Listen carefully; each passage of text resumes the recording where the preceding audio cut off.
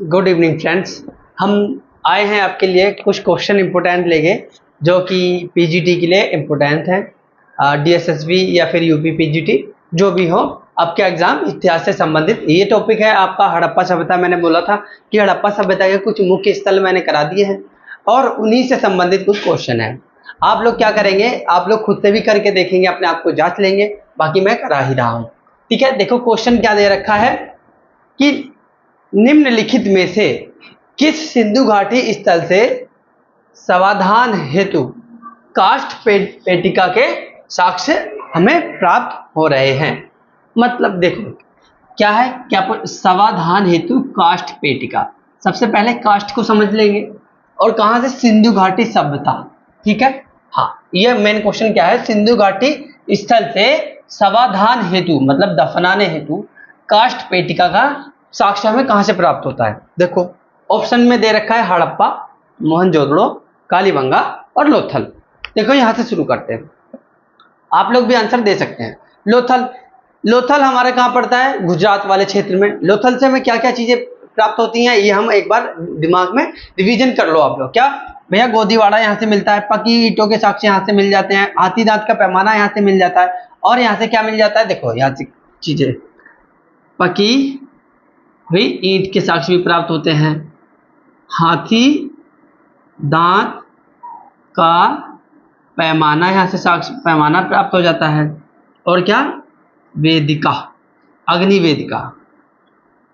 अग्निवेदिका के साक्ष्य भी यहाँ से प्राप्त हो जाते हैं, और क्या, यहाँ से गोदीवाड़ा के साक्ष्य मतलब समुद्री बंदरगाह या फिर सी पोर्ट भी कह सकते हैं। लोथल से तो हमें ये सारी चीजें प्राप्त हो गई। ठीक है, और मोहनजोदड़ो से हमें क्या, नृत्य करती हुई महिला के भी हमें साक्ष्य यहां से मिल जाते हैं मोहनजोदड़ो से। और मोहनजोदड़ो से क्या, सूती कपड़े के साक्ष्य हमें प्राप्त हो जाते हैं। ठीक है, और मोहनजोदड़ो से हमें क्या मिल जाता है भैया, मोहनजोदड़ो से और क्या मिलता है, मोहनजोदड़ो से हमें बृहद स्नानागार भी मिल जाता है, स्नानागार। ठीक है, या फिर हमें क्या मिल जाता है, बृहद स्नानागार के साथ साथ अन्नागार के भी हमें साक्ष्य यहाँ से प्राप्त हो जाते हैं। अब आ जाओ भैया कालीबंगा मोहनजोदड़ो पाकिस्तान वाले क्षेत्र में पड़ता है, कालीबंगा कहाँ पड़ता है, ये राजस्थान वाले क्षेत्र में। कहाँ पड़ता है, राजस्थान वाले क्षेत्र में। ठीक है, यहाँ पे क्या क्या, यहाँ पे भैया कच्ची ईंटों के साक्ष्य मिले हैं, और कैसी ईंटों के, अलंकृत ईंटें भी मिली हैं। कहाँ से, कालीबंगा से। और कालीबंगा से क्या मिला, देखो काष्ठ पेटिका जो है ना, ये काष्ठ पेटिका, तो काष्ठ पेटिका मतलब ताबूत के साक्ष्य कहाँ से मिले हैं वो हम बताएंगे अभी। और जो है आपकी कालीबंगा से क्या मिले, काष्ठ नालियों के साक्ष्य मिल जाते हैं। नाली मतलब जो होते हैं ना, जैसे पाइपलाइन, तो लकड़ियों की नाली प्राप्त होती है कालीबंगा से। और कालीबंगा से क्या प्राप्त हो रहा है भैया, कालीबंगा से हमें क्या प्राप्त होता है, कालीबंगा से और भी चीजें, अलंकृत ईंटें प्राप्त हो रही हैं, और काष्ठ पेटिकाएं काष्ठ नालिकाएं प्राप्त हो रही हैं। पहली बार भूकंप के साक्ष्य भी हमें कहां से प्राप्त हो रहे हैं, कालीबंगा से ही प्राप्त हो रहे हैं। और जुते हुए खेतों के भी साक्ष्य हमें कहां से प्राप्त होते हैं, कालीबंगा से। सरसों के और चने के साक्ष्य कहां से प्राप्त हो रहे हैं, कालीबंगा से। एक साथ दो फसलों के साक्ष्य हमें कहां से प्राप्त हो रहे हैं, कालीबंगा से। ठीक है, अब आ जाओ क्वेश्चन का आंसर पे। भैया समाधान पूछा है, तो मैंने आपको जब हड़प्पा स्थल करवाया था उसके मुख्य स्थल मैंने बता दिए थे। एक आपको मैंने कहानी भी बताई थी। कहानी मैंने ये बताई थी कि बेटा एक मजदूर होता है, वो अपने बेटे से कहता है, बेटा पढ़ोगे लिखोगे नहीं तो बेटा घंटी बजाओगे, और फिर मछुआरे का काम भी करना पड़ेगा और मजदूरी भी करनी पड़ेगी। फिर क्या, जब ये सारे काम करोगे तो सौंदर्य प्रसाधन के साक्ष्य आप नहीं ला पाओगे हैं, और फिर क्या, गठिया बाय आपको रोग हो जाएगा। जब गठिया बाय रोग हो जाएगा तो डॉक्टर के पास आपको जाना पड़ेगा। ये मैंने कहानी सुनाई थी।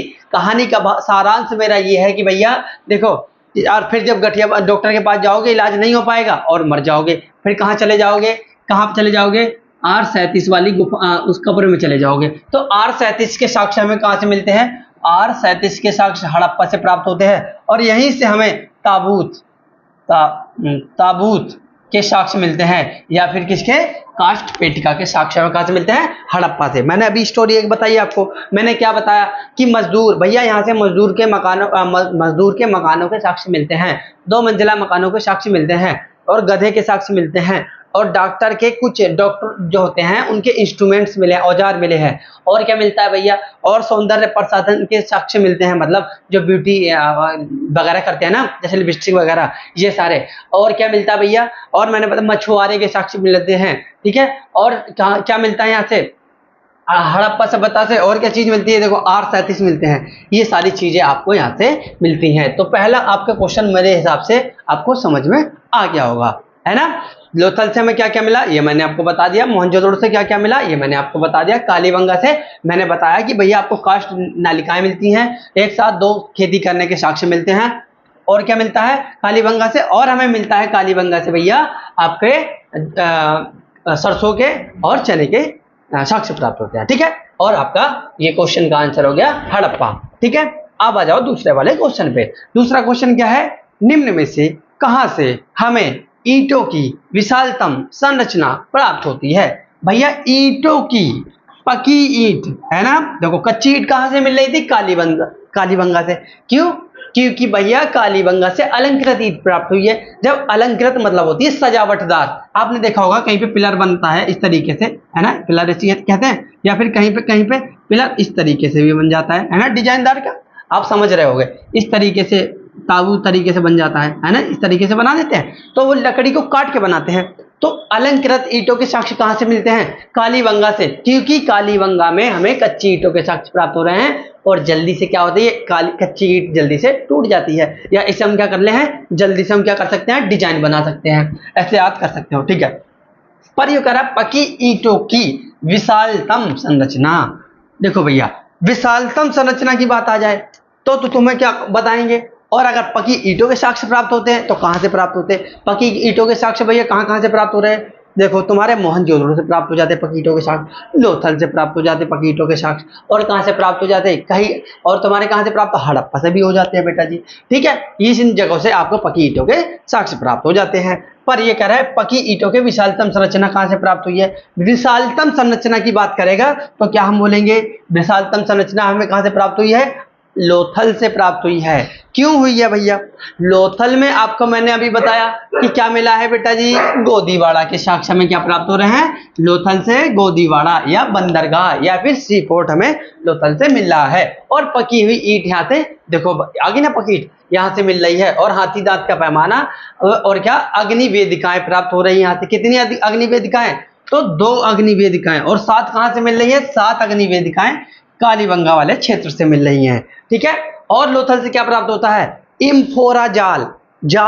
इम्फोरा जार क्या होता है, ये आपने देखा होगा मूवियों में, जैसे मुगले आजम वाली मूवी होती है ना, इस तरीके से कुछ सुराही नुमा बना होता है, उसमें फिर इस तरीके की केतली नुमा बनी होती है, और जो है इस तरीके से ढक्कन लगा होता है ना, ये स्टैंड मान लो, है ना। और इसमें भरी होती है क्या, मदिरा आपकी शराब। और यहाँ से ये बन रहा कप आपका है, ये हो गया आपका हिसाब है ये।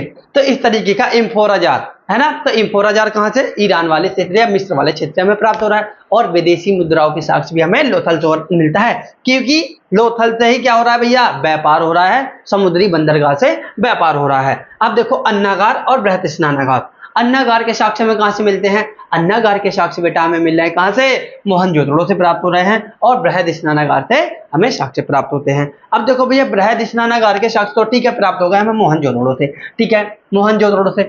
इसकी क्या विशेषता है, विशेषता यह है कि उत्तर और दक्षिण में क्या हो रहा है भैया, उत्तर और दक्षिण में क्या सीढ़ियां देखने को मिलती हैं, ठीक है। और अन्नागार आपको कहां मिलता है, अन्नागार हमें यह दर्शाता है कि भैया कहीं ना कहीं अन्न का भंडारण हो रहा होगा। मेरे हिसाब से आपको ये चीजें 2 क्वेश्चन आपको अच्छे तरीके से समझ में आ गए होंगे, ठीक है। और अगर समझ में आ गए हैं तो इन्हें एक बार आप अपने कॉपी में नोट कर लो, या फिर आप स्क्रीनशॉट ले सकते हो। अब हम चलते हैं अगले क्वेश्चन की ओर।